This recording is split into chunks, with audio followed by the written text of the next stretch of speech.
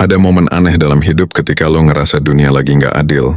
Lo bangun pagi dengan harapan tinggi, tapi realitas selalu bikin dada lo sesak. Lo kerja keras tapi hasilnya nggak pernah sebanding. Lo doa, lo berharap, lo afirmasi, lo belajar tentang manifestasi. Tapi tetap aja hidup lo seperti jalan di tempat. Dan di titik tertentu lo mulai ngerasa, kayaknya keberlimpahan itu bukan buat gue deh. Padahal, dan ini yang jarang disadari, keberlimpahan itu nggak pernah jauh. Yang jauh itu cara pandang hati lo. Bukan dunia yang pelit, bukan rezeki yang menjauh, bukan semesta yang menutup pintu. Tapi hati lo yang terlalu sibuk ngeliat apa yang hilang ada deka, bukan apa yang sedang tumbuh. Bab 1. Kenapa lo selalu lihat kekurangan? Coba jujur sama diri lo sebentar. Berapa kali dalam sehari lo berkata dalam hati, gue kurang uang, gue kurang berkembang, hidup gue kurang bahagia, gue kurang dihargai, gue kurang beruntung. Dan setiap kali kata kurang muncul tanpa lo sadari, lo sedang membuka pintu vibrasi yang sama. Rasa kekurangan. Di ilmu psikologi modern ini disebut selective attention.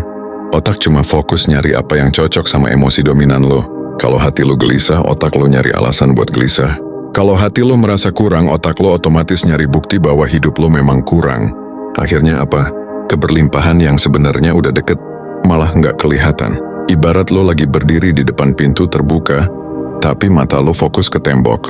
Temboknya nggak kemana-mana, pintunya juga nggak kemana-mana. Yang beda cuma arah pandang lo. Bab 2. Kisah seseorang yang hidupnya selalu terlihat serba kurang. Gue ceritain sebuah kisah. Ada seseorang yang hatinya selalu merasa dunia membebaninya. Dia bangun dengan keluhan yang sama setiap hari. Hari ini pasti susah lagi. Kerjaan gue berat banget. Kenapa hidup gue kayak nggak ada kemajuan? Dia selalu ngelihat dirinya dari apa yang kurang. Jadi hidupnya selalu terasa sempit.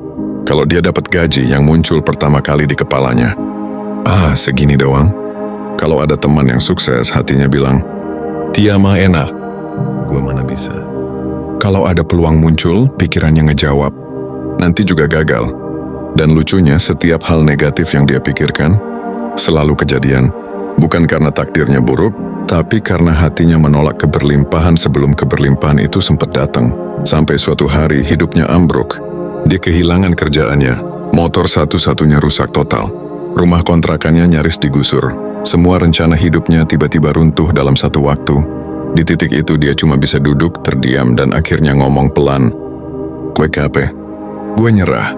Tapi justru dari keheningan itu, hidupnya berubah. Karena untuk pertama kalinya dalam hidup, dia berhenti melawan hidup. Dia berhenti mengutuki diri sendiri. Dia berhenti yang ngeluh. Dia berhenti merasa dunia punya dendam pribadi sama dia. Dia diam. Dan di dalam diam itu, hatinya mulai pelan-pelan membuka ruang baru. Ruang di mana dia bisa melihat hal-hal kecil yang sebelumnya nggak pernah dia syukuri. Dari titik hening itu, keberlimpahan yang lama hilang, mulai balik lagi. Dan seperti itu juga hidup lo, bro. Lo bukan kekurangan rezeki, lo kekurangan kesadaran. Bab 3. Keberlimpahan itu frekuensi, bukan nasib. Orang kadang mikir, keberlimpahan itu soal kerja keras, hoki, atau garis tangan. Padahal keberlimpahan adalah frekuensi hati. Lihat orang yang energinya ringan. Dia gampang dapat kesempatan, gampang disukai orang, gampang dapat jalan. Bukan karena dia selalu kaya, selalu smart, atau selalu beruntung, tapi karena hatinya hidup di vibrasi. Ada banyak hal baik yang akan datang. Sedangkan orang yang hatinya penuh kekurangan, mau peluang segede apapun lewat, dia tetap ngelihatnya dari sisi gelap. Kalau dikasih peluang belajar, dia bilang, aduh ribet. Kalau dikasih peluang kerja sampingan, dia bilang, gua nggak sanggup. Kalau dikasih kesempatan mulai bisnis kecil, dia bilang, nanti rugi. Padahal ayat Al-Quran udah bilang, jika kamu bersyukur, aku akan tambah. Ini bukan sekadar ayat motivasi, ini hukum spiritual dan hukum energi. Hati yang fokus pada kekurangan akan terus hidup dalam kekurangan. Hati yang fokus pada kelimpahan akan selalu menemukan kelimpahan. Meski pelan, meski kecil, tapi pasti. Bab 4, lo gak pernah kekurangan. Lo lagi melatih mata batin lo. Keberlimpahan itu bukan cuman uang, bukan cuman kekayaan materi. Tapi anehnya, banyak orang merasa miskin padahal hatinya sedang diasah. Tuhan sering nutup satu pintu bukan untuk bikin lo menderita, tapi untuk ngelatih kemampuan lo melihat pintu lain. Lo kehilangan kerja, bukan berarti rezeki lo hilang. Mungkin lo digeser ke arah baru. Lo hasilnya kecil, bukan berarti lo gagal. Mungkin Tuhan belum mau lo sombong dulu. Lo belum punya barang-barang yang lo mau, bukan berarti hidup lo stuck. Mungkin Tuhan lagi ngajarin lo tentang makna cukup, bukan agar lo pasrah tapi supaya lo kuat, supaya ketika keberlimpahan gede datang hati lo siap. Ada orang yang dikasih rezeki gede, tapi hancur dalam sekejap, karena hatinya rapuh, karena vibrasinya penuh rasa kurang. Rezeki gede itu bukan cuma soal siap secara keuangan, tapi siap secara batin. Bab 5, Hukum Magnet Rezeki yang orang sering salah paham. Orang kira magnet rezeki itu cuma afirmasi. Aku kaya, aku kaya, aku kaya. Padahal bukan itu intinya. Magnet rezeki muncul dari 3 hal. 1, rasa aman dalam hati. Ketika lo percaya bahwa hidup ini dijaga dan dipandu, bukan dilawan. Orang yang hatinya tenang lebih mudah narik peluang. 2, rasa cukup di dalam diri. Bukan berarti berhenti bermimpi, tapi lo nggak hidup dari rasa kurang. Lo hidup dari rasa, gue akan baik-baik aja. Hati model gini energinya kuat banget. Inti gaul rasa terhubung dengan Tuhan. Ini yang paling berpengaruh, karena begitu lo merasa ditemani, rezeki itu kayak air ngalir dari mana saja tanpa lo prediksi.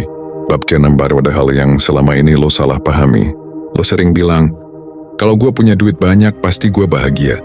Padahal kebahagiaan itu bukan hasil dari uang. Bahagia itu kondisi hati yang bisa bikin uang datang lebih lancar.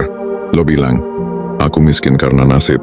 Padahal nasib bukan hukuman tapi undangan. Undangan untuk berubah cara berpikir. Lo bilang, kok rezeki orang lain gampang banget ya? Padahal yang lo lihat itu cuma hasil, bukan proses. Dan rezeki orang lain bukan ngurangin jatah lo. Yang bikin jatah lo habis adalah hati lo yang penuh iri dan kekurangan.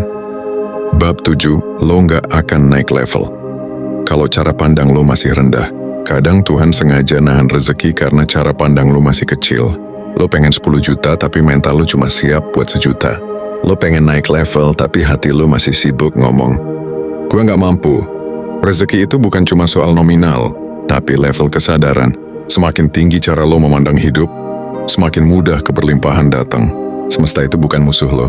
Semesta itu respon dari energi lo. Bab 8, perubahan gak dimulai dari dompet lo, tapi dari hati lo. Lo mau hidup berubah? Lo mau rezeki lancar? Lo mau keberlimpahan datang? Mulai dari 1 hal, berhenti fokus sama kekurangan. Karena selama hati lo melihat kekurangan, keberlimpahan gak akan bisa masuk. Ubah dulu dialog batin lo. Ubah dulu cara lo merespon hidup. Ubah dulu kecenderungan lo melihat apa yang hilang. Baru nanti pintu-pintu itu kebuka. Hidup bukan musuh. Rezeki bukan kabur, keberlimpahan bukan menjauh. Yang perlu balik arah cuma 1. Hati lo, gue mau lo renungin. Selama ini lo hidup di energi keberlimpahan atau kekurangan. Kalau video ini menyentuh lo, gue yakin bukan kebetulan. Mungkin ini cara Tuhan ngingetin lo bahwa hidup bisa lebih lapang. Dan keberlimpahan itu sebenarnya sudah lama nunggu lo berubah arah. Gue pengen tanya sesuatu buat buka diskusi. Apa hal kecil yang sering lo lupa syukuri? Padahal itu bisa jadi pintu keberlimpahan lo. Tulis di kolom komentar. Kadang jawaban pelan yang keluar dari hati, itu yang paling mengubah jalan hidup seseorang.